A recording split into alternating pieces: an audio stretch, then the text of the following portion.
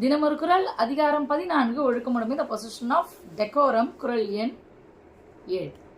ஒழுக்கத்தின் எய்துவர் மேன்மை, இழுக்கத்தின் எய்துவர் எய்தா பழி. சிம்பிளான விஷயம். ஒழுக்கத்தை இப்படிதான் கடைபிடிக்கணும் அப்படிங்கிற ஒரு தாட்டோட இருக்கவங்க அதை ப்ராப்பராக கடைபிடிச்சாங்கன்னா நல்ல இடத்த போய் ரீச் ஆவாங்க. அதை பண்ணாதவங்க ஆப்வியஸ்லி கீழே விழுந்து மற்றவங்க எல்லாருமே சிரிக்கிறபடியான ஒரு லைஃப்பை லீட் பண்ணுவாங்க அப்படிங்கிறது தான் இந்த குறளில் சொல்லியிருப்பாங்க. இந்த இடத்துல ஒழுக்கம் அப்படிங்கிறது நம்ம கம்ப்ளீட்டாக நம்மளை ரொம்ப செல்ஃப் கண்ட்ரோலோடு வச்சுக்கிறோம் அப்படிங்கிறதெல்லாம் தாண்டி நீங்கள் ஒரு வாழ்க்கையை, உங்களுக்கான வாழ்க்கையை மற்றவங்களை கஷ்டப்படுத்தாமல் வாழ்கிறீங்களா அப்படிங்கிறத பெரும்பாலான குறியீடுகளோடு சொல்லுது அப்படிங்கிறது தான் இந்த குறளில் உணர்த்திருக்காங்க. நீங்கள் வாழ்கிற வாழ்க்கை உங்களை சந்தோஷப்படுத்தலாம், பட் அந்த வாழ்க்கை இன்னொருத்தங்களை கஷ்டப்படுத்தக்கூடாது அப்படிங்கிறது தான் மையமாக கொண்டிருக்குது இந்த அதிகாரம் அப்படிங்கிறத உங்ககிட்ட சொல்லிட்டு, இதே மாதிரி தினமும் ஒரு குறள் என்னது பொருளை தெரிஞ்சுக்கணும்னு நினைக்கிறவங்க மறக்காமல் நம்மளோட பேஜை ஃபாலோ பண்ணிக்கோங்க.